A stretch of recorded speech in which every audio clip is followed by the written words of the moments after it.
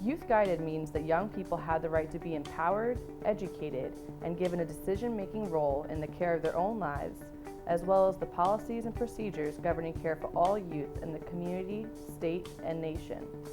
This value brings forth a change where adults have usually worked on behalf of youth to developing youth-adult partnerships. Youth-guided practices have numerous benefits, not only for young people, but also their families, communities, policymakers, and organizations. Everyone has a role and responsibility when developing youth-adult partnerships. When engaging and supporting young people, keep the following tips in mind. Do understand that youth-guided practice is not the same thing as peer support. It's more than having just a group, it's youth having decision-making power. Youth-guided practice recognizes a range of power and includes giving young people a sustainable voice. Don't only involve youth in the small decisions, utilize their voice to make bigger change. Young people are powerful advocates that bring a fresh perspective from a different point of view. They are also more likely to challenge the idea of, we have always done it this way, which is an important component of effective decision making. Do provide accommodations and be mindful of ableism.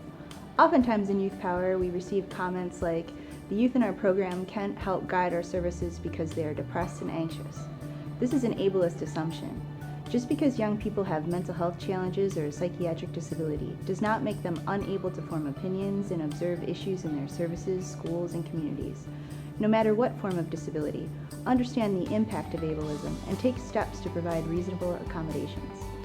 Don't get offensive or defensive when youth voice their opinion about services. No one knows what it's like for us better than we do, and the only way for both parties to effectively reach their goals is through a youth-adult partnership. Do provide youth with trainings, but utilize the opportunities to learn from them as well.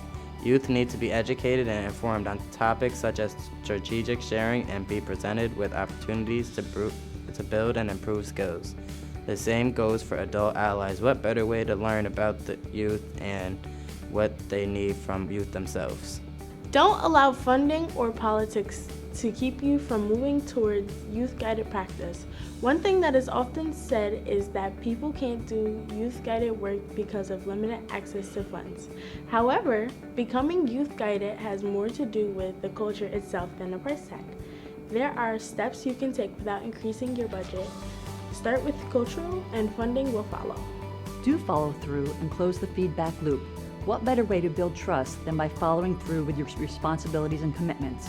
Let youth know how their voice had an impact and be sure to be open and honest and never say you can do something that you cannot. Don't be afraid of change. The change will happen, but you will not grow as an agency or an organization if you do not embrace it.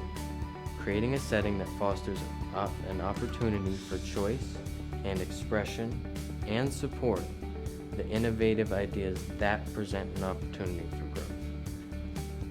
Truly becoming youth-guided takes time, and it is important to not get discouraged. Implementing youth-guided practices will be well worth it. For more information and resources on youth-guided practice, visit www.youthpowerny.org.